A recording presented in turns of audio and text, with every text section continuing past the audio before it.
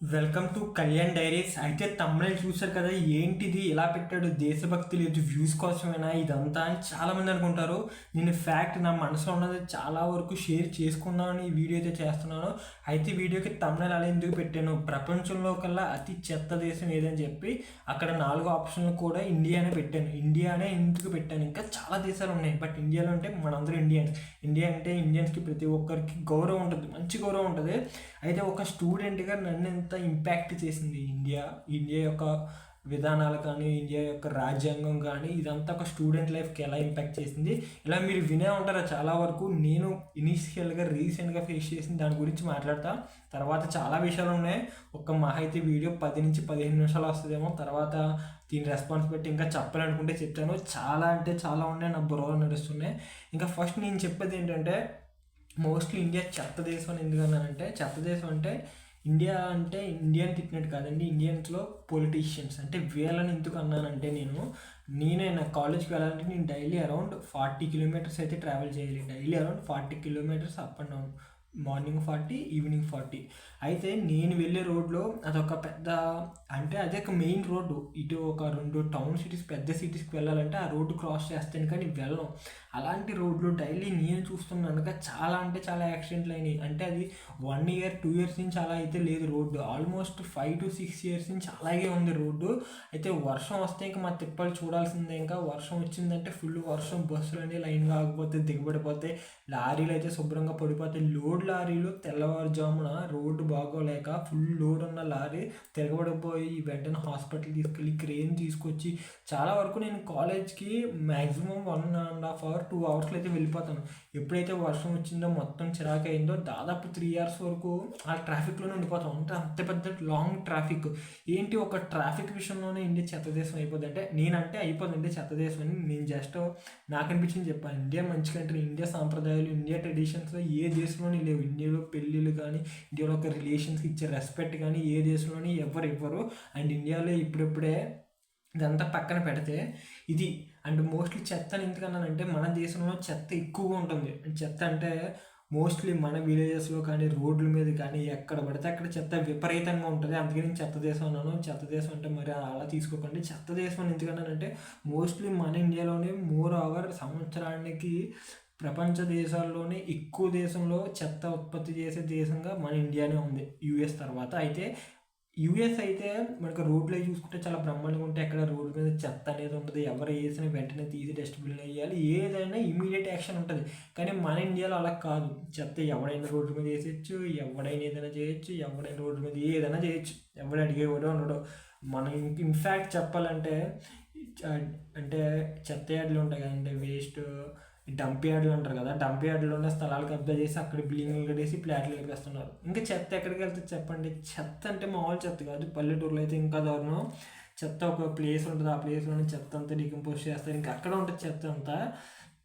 And చెత్త గురించనే కాదు, చాలా వరకు చెత్తనే కాదు, రీసెంట్గా కోల్కత్తాలో ఒకటైతే జరిగింది కదా, ఒక అమ్మాయి మీద రేప్ మర్డర్. అది చాలా సెన్సేషన్ అయింది. కోల్కత్తా సీఎంఏ కేవలం వాళ్ళ బెనిఫిట్స్ కోసం ఏదో తనే రోడ్డు మీదకి వచ్చి, చాలా మీరు థీరీస్ వినే ఉంటారు యూట్యూబ్లో, ఒక్కొక్కరు వీరాంగం చెప్పేశారు. అంటే అది జరిగింది, ఇది జరిగింది, తను ఇలా రేప్ చేశారు, ఆల్మోస్ట్ 110 mg సిమెన్ అయితే ఉందంట తన పోస్ట్ మార్టం రిపోర్ట్లో. మ్యాక్సిమం ఒక మేల్ వచ్చి 5 to 6 లేదా మ్యాక్సిమం 10 mg మాత్రమే ప్రొడ్యూస్ చేయగలరు.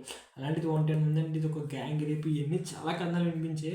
అది ఎంతవరకు అన్నది పక్కన పెడితే జస్టిస్ చాలా లేట్ అవుతుంది. ఇండియాలో వచ్చేసరికి జస్టిస్ చాలా లేట్ అవుద్ది. ఈ ఇన్ఫ్లుయెన్స్ ఎక్కువ పనిచేస్తుంది, లంచాలు, ఇవన్నీ ఇంకా చాలా సినిమాలు.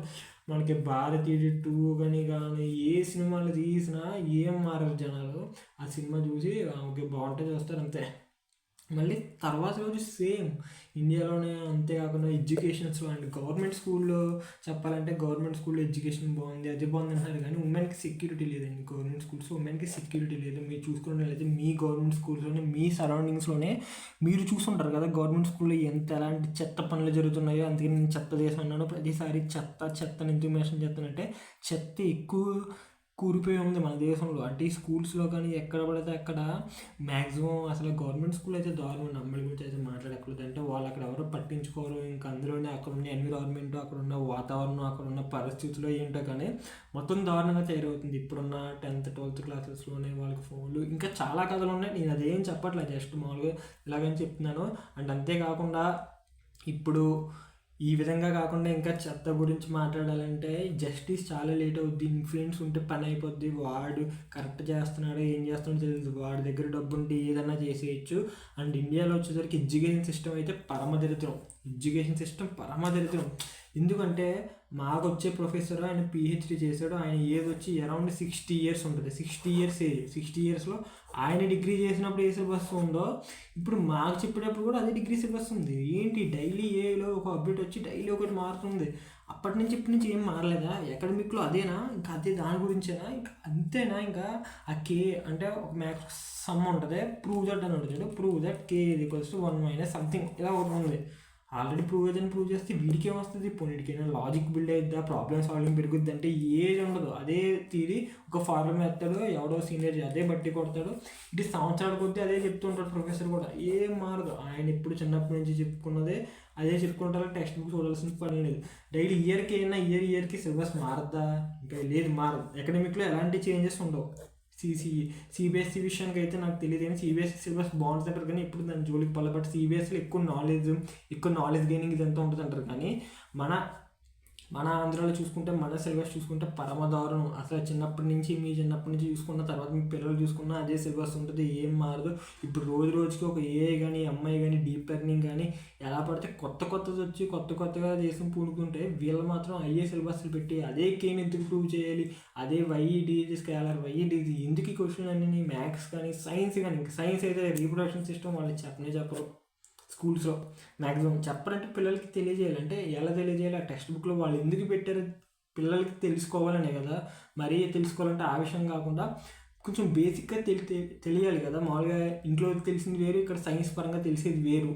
బట్ ఇదంతా చెప్పడం అంటే చాప్టర్ స్కిప్ చేస్తారు. పనికిమాలిన హిస్టరీలన్నీ చెప్తుంటారు. అంటే హిస్టరీ పనికిమాలిన నేను చెప్పను, ఎప్పుడో జరిగిపోయింది, వాడు ఇచ్చేసాడు, వీడు వచ్చేసాడు. ఇంకా దీనికి హిస్టరీ నాలెడ్జ్ ఉండాలి కరెక్టే. బట్ ఎప్పుడో పూర్వకాలం రాజులు ఉండవు. హిస్టరీ నుంచి మనం ఏం నేర్చుకోవాలి? హిస్టరీ క్రియేట్ చేయడానికి మనం హిస్టరీ నుంచి హెల్ప్ తీసుకోవాలి. మనకు అలా కదే హిస్టరీ అంటే స్టోరీ రాస్తాం. ఒక స్టోరీ రాస్తే మ్యాక్సిమం హిస్టరీలో ఎవరైతే ఎక్కువ సొల్లు కొడతాడో వాడికి ఎక్కువ మార్కులు వస్తాయి. రైటింగ్ బాగుంటే ఇంకా బ్లూ పెన్ బ్లాక్ పెన్ వాడాడంటే ఇంకా వాడికి కొట్టేటోడే లేడు. మరీ దారుణం. ఇంకా మ్యాథ్స్ చెప్పాను కదా, కే అని ఉన్నదాన్ని ప్రూవ్ చేయాలి. ఎందుకు ప్రూవ్ చేయాలి? ఎవరికి వినలేదు.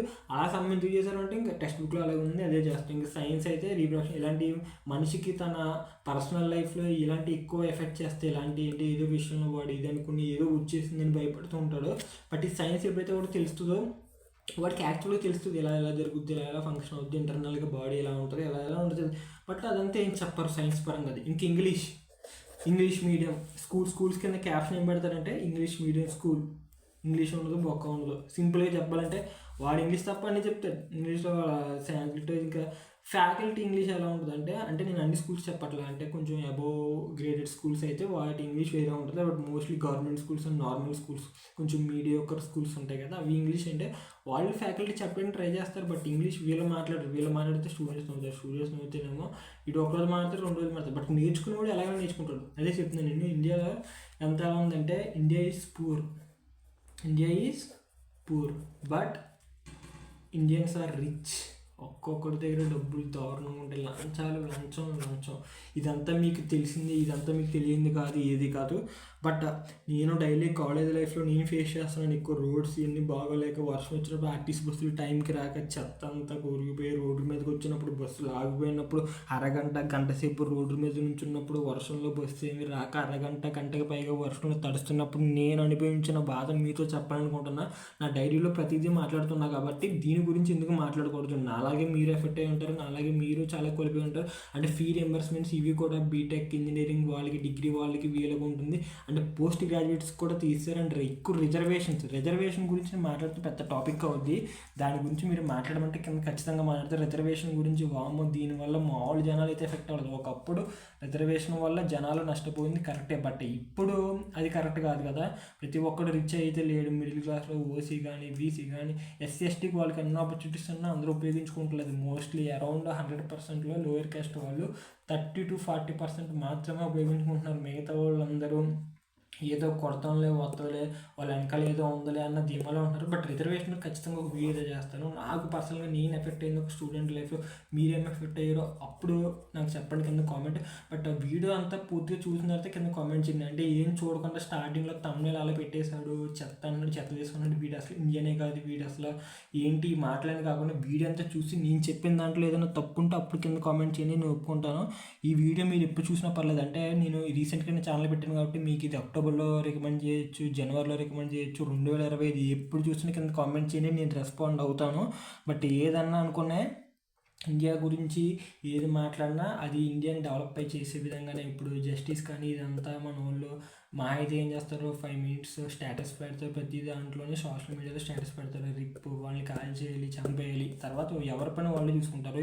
ఇది చాలా వరకు అందరికీ తెలిసిందే. ఇన్ఫ్యాక్ట్ నేనంటే దీని గురించి మాట్లాడతాను తప్ప నేను ఇండియాకి ఉపయోగించాలా ఏది చేయను, అంటే ఏది చెప్పను. అంటే ఏదైనా చేద్దామన్నా కూడా ప్రతిదానికి ఇది ఒక అడ్డు వస్తుంది. అంటే పర్సనల్గా మనకేంటి లాభం అన్న దాన్ని బట్టే ప్రతి ఒక్కరూ ఆలోచిస్తూ ఉంటున్నారు.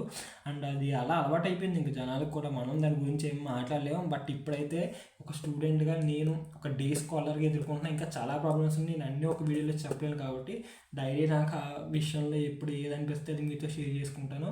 ఒకవేళ ఛానల్లో కంటెంట్ నచ్చితే ఒకసారి వీడియో చూసి సబ్స్క్రైబ్ అవ్వండి. Thank you.